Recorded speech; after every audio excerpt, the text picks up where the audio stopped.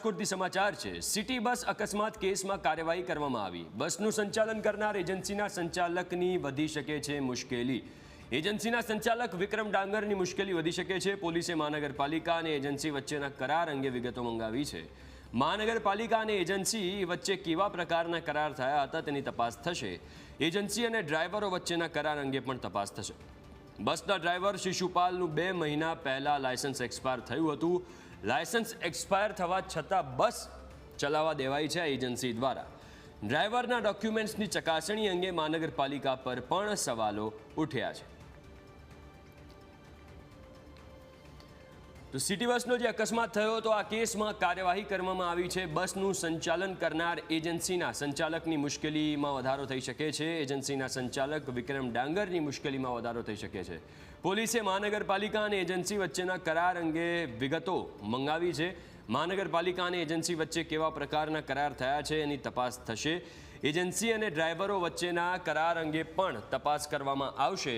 બસના ડ્રાઈવર શિશુપાલનું 2 મહિના પહેલાં લાયસન્સ એક્સપાયર થયું હતું, એમ છતાં લાયસન્સ એક્સપાયર થવા છતાં બસ કેમ ચલાવવા દીધી, આ સૌથી મોટો સવાલ છે।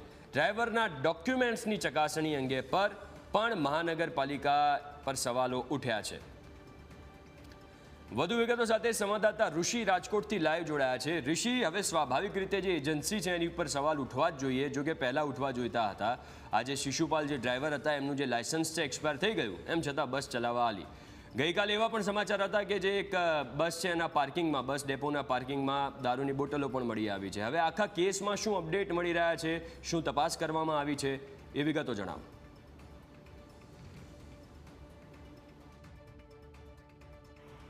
સિટી બસના ઠોકરે 4 વ્યક્તિઓના કરુણ મોત થયા હતા। સમગ્ર મામલે ન્યૂઝ કેપિટલે પણ એજન્સી સામે સવાલ ઉઠાવ્યા હતા। વિક્રમ ડાંગર જે છે તે ભારતીય જનતા પાર્ટીનો કાર્યકર છે અને એક એમએલએનું તેને પીઠબળ છે। વર્ષોથી તેનો કોન્ટ્રાક્ટ રાજકોટ મહાનગરપાલિકામાં સિટી બસનો તે રાખી રહ્યો છે। શા માટે એકને એક વ્યક્તિને એક જ એજન્સીને કોન્ટ્રાક્ટ મળે છે તેના પર પણ ન્યૂઝ કેપિટલે સવાલ ઉઠાવ્યા હતા। હાલ અત્યારે પોલીસ કમિશનર બ્રજેશકુમાર ઝાએ સ્પષ્ટ વિગતો આરએમસી પાસેથી મંગાવી છે કે કઈ પ્રકારના કોન્ટ્રાક્ટ થયો છે ડ્રાઈવરો અને એજન્સી વચ્ચે પણ, કારણ કે ડ્રાઈવર પાસે લાયસન્સ એક્સપાયર થઈ ગયું હતું તો ડ્રાઈવરના ડોક્યુમેન્ટ્સની ચકાસણી કરવાની જવાબદારી સંપૂર્ણપણે એજન્સીની જ હોય છે।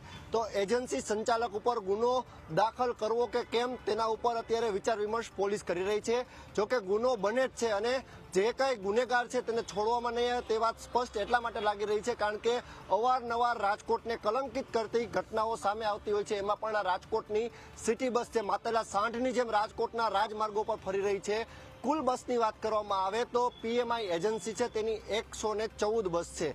એ પીએમઆઈ એજન્સીનો પેટા કોન્ટ્રાક્ટ વિક્રમ ડાંગર પાસે છે, એટલે કે તેની વિસ્મય એજન્સી છે। આ વિસ્મય એજન્સીની આ ઇલેક્ટ્રિક બસ હતી અને એ બસે આ અકસ્માત સર્જ્યો અને 4 વ્યક્તિઓના કરુણ મોત થયા છે। બીજો કોન્ટ્રાક્ટ મારુતિ ટ્રાવેલ્સ પાસે છે, તેની પાસે 100 બસ છે। કુલ રાજકોટના રાજમાર્ગો ઉપર 224 સિટી બસો ફરી રહી છે। સમગ્ર ઘટનાક્રમની વાત કરવામાં આવે તો જ્યારે અકસ્માત થયો ત્યારબાદ આજ દિન સુધી તપાસની વાત કરવામાં આવે તો આરએમસી માત્ર તપાસ કરીશું એ જ રટણ કરી રહી છે, પરંતુ એજન્સી પર જે નક્કર કાર્યવાહી કરવી જોઈએ તે વાત અત્યારે કોઈ કરી નથી રહ્યું। માત્ર પોલીસ અત્યારે તટસ્થ તપાસ કરી રહી છે ને પોલીસ જો ખરેખર તટસ્થ તપાસ કરશે તો એજન્સી માલિક ઉપર ગુનો દાખલ થશે અને તે જેલના સળિયા પાછળ જશે તે વાત ચોક્કસ છે। હાલ તો અત્યારે 8 કરોડ રૂપિયા જેટલું એજન્સીનું પેમેન્ટ કોર્પોરેશને અટકાવી દીધું છે। જ્યાં સુધી તપાસ પૂર્ણ ન થાય ત્યાં સુધી આ પેમેન્ટ અટકાવવામાં આવ્યું છે, પરંતુ આ પણ એક નાટકરૂપી કાર્યવાહી છે। સ્પષ્ટપણે 8 કરોડ જેટલી રકમ છે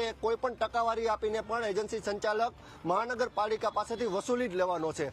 આગામી દિવસોમાં શું રણનીતિ થશે, શું તપાસ થશે એ તો જોવું રહ્યું, પરંતુ હાલ એક લોકો પણ આશા રાખી રહ્યા છે કે આ મોતના પાછળ તાંડવ ન કરતા, એટલે કે રૂપિયા ખંખેરતા નહીં, રૂપિયા લેતા નહીં તેવી વાત પોલીસને પણ કહી રહ્યા છે અને મહાનગરપાલિકાના શાસકોને પણ કહી રહ્યા છે કે કોઈ પણ પ્રેશર આવે, કોઈ પણ દિગ્ગજ નેતાનું પ્રેશર આવે, એજન્સી સંચાલક તપાસમાં જવાબદાર છે તો તેને છોડશો નહીં તેવી સ્પષ્ટ વાત પરિવારજનોએ પણ કહી છે। જી બિલકુલ ઋષિ, 114 બસો છે આમની જોડે, આ એજન્સી જોડે, તો 114 ડ્રાઈવર પણ હશે। તપાસની વાતો થાય છે તો આજે 114 ડ્રાઈવર છે એમના લાયસન્સ ને એમની વિગતો મેળવવામાં આવી છે અને એવી કોઈ કાર્યવાહી કરવામાં આવી છે?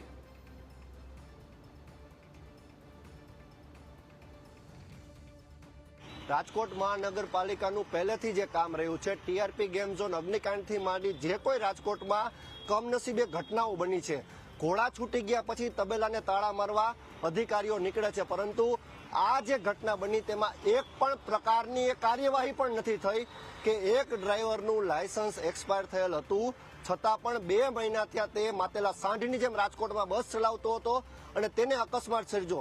જો ખરેખર એજન્સીની સાથે કોઈ અધિકારી પણ અત્યારે આ ડોક્યુમેન્ટ્સની ચકાસણી કરતા હોય, તેના ઉપર તેનું મોનિટરિંગ હોય, તો આ પ્રકારની ઘટના બને જ નહીં. જો ઘટના આ બની છે તો તેની પાછળનું મુખ્ય કારણ શું તે પણ તપાસનો વિષય છે. માત્ર એજન્સી સંચાલક નહીં, પરંતુ રાજકોટ મહાનગરપાલિકાનો જે કોઈ અધિકારી આની પાછળ હોય તેના ઉપર પણ સખ્ત કાર્યવાહી થવું જોઈએ અને તેને પર પણ ગુનો દાખલ થવો જોઈએ, કારણ કે ડોક્યુમેન્ટ્સ ચકાસણી કરવાની જવાબદારી પણ રાજકોટ મહાનગરપાલિકાની છે. વ્યક્તિનો રાજકોટના રાજમાર્ગો પર જીવ ન જાય તે જવાબદારી સરકારની પણ હોય છે કે કમોતે કોઈ વ્યક્તિ તંત્રની બેદરકારીને કારણે ન મરે. હાલ તો અત્યારે એક પણ પ્રકારની ડોક્યુમેન્ટની ચકાસણી નથી થઈ અને હાલ જે ડ્રાઈવર છે તેની ઉપર શાપરાધ મનુષ્ય વધનો ગુનો દાખલ થયો છે. તે હોસ્પિટલમાંથી ડિસ્ચાર્જ થાય ત્યારબાદ તેની ધરપકડ કરવામાં આવશે. જી બિલકુલ, આભાર ઋષિ વિગતો આપવા માટે. તો